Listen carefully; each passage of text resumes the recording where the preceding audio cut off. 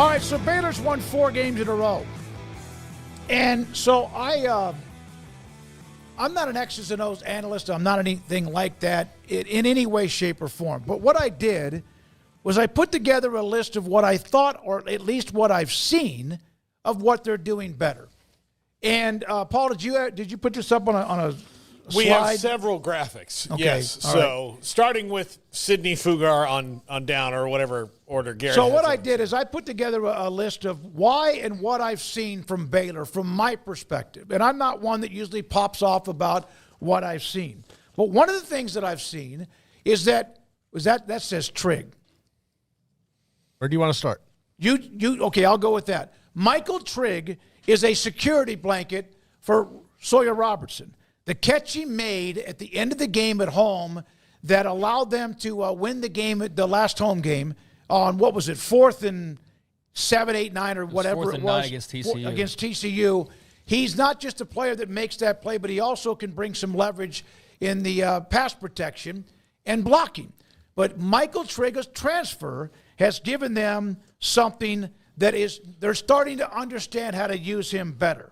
Brett Norsworthy, who covers Ole Miss, and he's on radio in Memphis, and he's covered Ole Miss for a very, very long time. He told me before the year, he goes, "You're going to like Michael Trigg, and I hope it works out for him."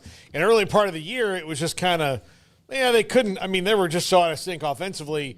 He made one catch in a game early on. I thought, oh, dang. I mean, this guy's an athlete. But now, I mean, he's paying off in all kind of ways. And I also wondered about the fact when he and Linton didn't play one game. Because they both of them since that little incident have played really well. All right, Garrett, go to the next one.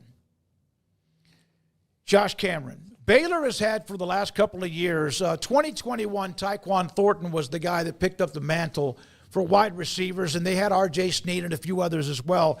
But they were struggling finding somebody to make the 50-50 catch. And not only that, but make the catch and also yards after catch or contact. Josh Cameron started doing that. Great punt returner, too, we know that. And it seemed like after he started to have yards after catch or contact and making 50-50 plays on throws from Sawyer Robertson, the rest of the wide receivers started doing the same thing. That doesn't mean that Ashton Hawkins had not made some big plays or others like Presley, etc., but it seemed like that was another part of what they've done during this winning streak. I think a lot of times people try to overcomplicate things, and I understand that sometimes teams aren't good because of the coaching, but I felt like with Baylor all along, it was a question about their talent level, and if they have talent, then, and they clearly do, but if they had talent, then the talent actually needs to, show that they're talented and put that talent out on display, and I don't feel like they were doing that early on. I feel like they were playing scared, or they weren't making the tough plays, maybe just didn't know what they were doing, but they've suddenly had guys go out and make the tough catch, whereas Michael Trigg, early part of the year, he drops the 4th down. Like, he drops the 4th down versus TCU. TCU gets the ball, they kick a field goal, and they win the game. Like, that would be the first month of the season, Baylor. But now guys are making the catch. In the case of Josh Cameron's touchdown on Saturday, making a catch and then using his acceleration and making a play after the fact. I mean, early in the season, maybe he does catch the ball, but then he gets dragged down like a yard later. I mean, they're just making – it's really simple. I don't know how many games, probably like a handful of games I heard this weekend where the announcers finally just like – you say, well, you want to about coaching and this and that and scheme and everything. But players, this is a game where the players have to make plays. Yep. Like that, it's that simple. It's the Jimmies and the Joes, right? That's what it's always been about. That's why the recruiting rankings are so important. That's why you do everything in your willpower to get whatever talent you can. So, yeah, it boils down to talent, but talent then has to show that. And I questioned both at the beginning of the year because it was pretty unclear how talented they actually were. They clearly have a lot of talent, but it's only become clear because that talent has stepped up and shown that off, and guys like Josh Cameron have led the way in doing so. Well, he has, and you know what, that throw that he made, a catch he made at the sideline, and then he kind of backed off a little bit. It was almost as if he was returning a punt, getting himself set to return a punt with people coming down in coverage. What do we have next, Garrett? Sawyer Robertson. I mentioned more experience, more confidence, and a swagger. A coach on staff said to me that football team would run through a wall for him. It's not just the fact he's got a hell of an arm. Remember, Mike Leach recruited him to be a quarterback at Mississippi State. That's enough right there. But we didn't really see a lot of that. We didn't see enough of it, and he didn't get enough opportunities either. And sometimes that may have been on him too. But he has what Coach says to me, they would run through a wall for Sawyer Robertson. They love the guy as a competitor. Yeah, I believe that. I mean, I think you could tell based on how they interact in the post games, and he's played really well. I think the biggest thing for Sawyer is he's not turning the ball over. That's the biggest thing. Don't turn the ball over, and usually good things happen. So he's held on to the football, and even had a couple interceptions there early in the year. You kind of wondered if that was just going to be an every week thing of a throw gets away from him or his confidence gets the best of him. But he's even tampered down on that and is not turning it over at all. And that goes hand in hand with success. Not to mention that his offensive line is remarkably better from the last couple of years, and they are protecting him. He's not getting sacked or pressured all that much.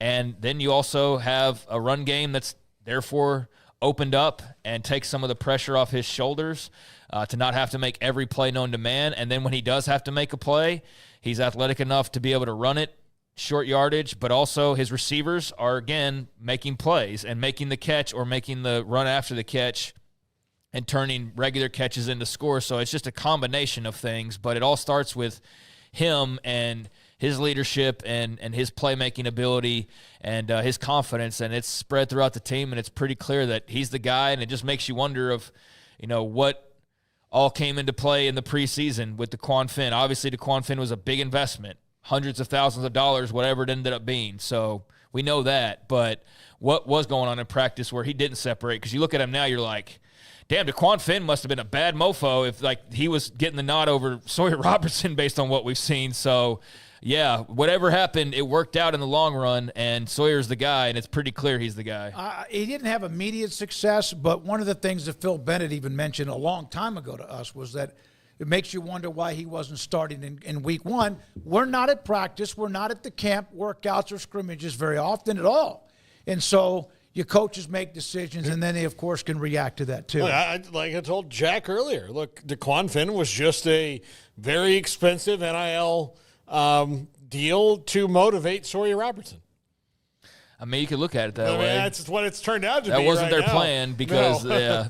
that would be some evil mastermind type level plan, but that is the way that it's certainly started to look if you wanted to try to paint that angle. Yeah. All right, here's another one. All right, what do we have, Garrett? Bryson Washington. He wasn't healthy at the early part of the year, didn't get a lot of reps. There's a couple of times he couldn't go. He's now healthy. This dude is an alpha.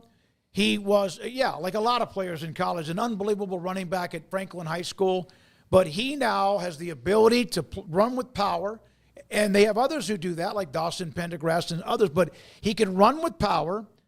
He also has the ability to all of a sudden just go matrix fluid between a bunch of big bodies. You saw the catch he made that was spectacular in traffic. He's the alpha.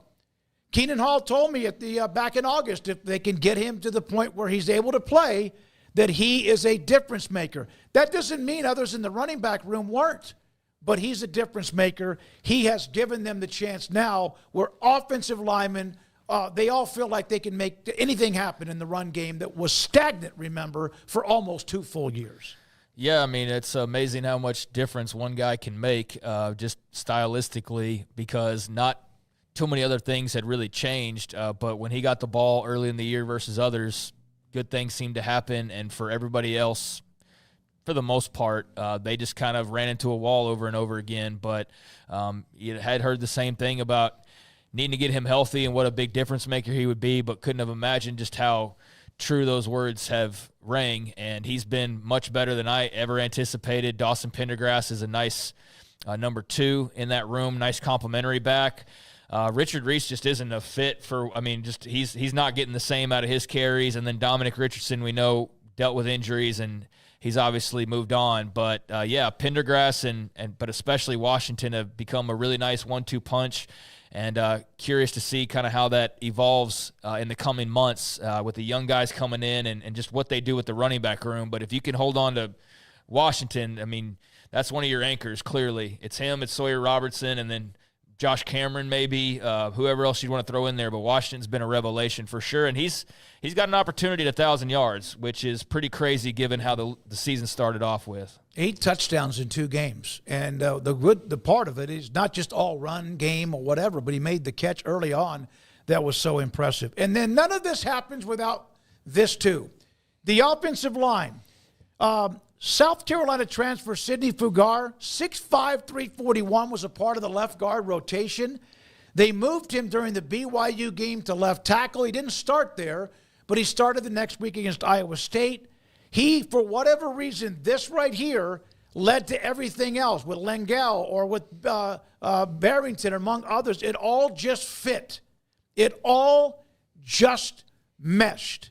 And since that time, how about these stats? Since that time, since Fugar's 5 starts, Baylor's averaging nearly 500 yards a game, a 50-50 split almost in offense with 265 passing, Paul, 223 a game rushing. Yeah. They couldn't run out of their own shadow for a while. No, they couldn't. And it's weird to me that you just have this guy even playing at guard in a rotation, which also, one of the things I'll tell you right now, if you hear your coach go, we have 8 guys we feel like we can rotate into the offensive line, unless that guy's Kirby Smart in 2022, he's lying, and or he's just trying to convince himself of something. Offensive line rotations don't work like wide receivers and running backs. It's not. Offensive line and quarterback needs to be the same 6 dudes. The 1 quarterback, the 5 offensive linemen, don't mess with it. And since Baylor's been doing that, look what they've been doing.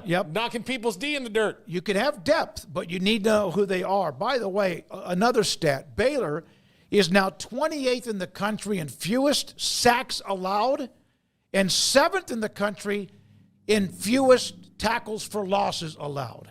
And this has happened over the last 4 to 5 games, which also has led to a 4-game winning streak. I had a note from somebody that contacted me that understands the offensive line play. We'll wrap it up with this and get to our guest, Mark, in just a second.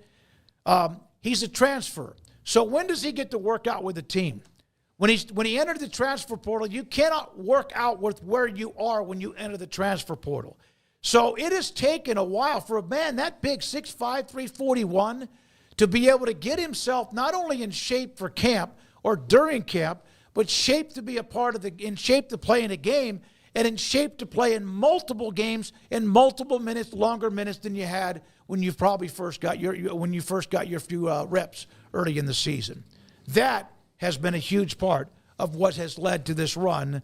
Everybody seems to be stepping up, and it took a while. Mason Miller, very patient with the offensive line. Remember that story I told you about after a scrimmage? I was walking through the tunnel to walk out of the stadium, and he was sitting there on the steps like this. And I said, tough day. It's just going to take some time. And now here they are with what they have. Doesn't mean that they'll beat Houston, who's got a really nice and highly ranked defense coming up on Saturday night.